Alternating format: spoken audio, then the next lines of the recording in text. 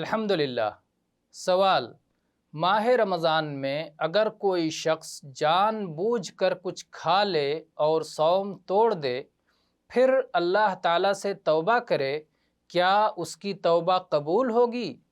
جواب: ہاں، اس کی توبہ قبول ہوگی اگر توبہ کے تمام شرائط کی تکمیل کی گئی ہو۔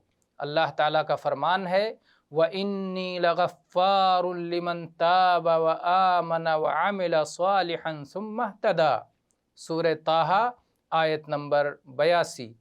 ہاں، بے شک میں انہیں بخش دینے والا ہوں جو توبہ کریں، ایمان لائیں، نیک عمل کریں اور راہ راست پر بھی رہیں۔ دیکھیے فتاوی لجنہ دائمہ 4513 نمبر۔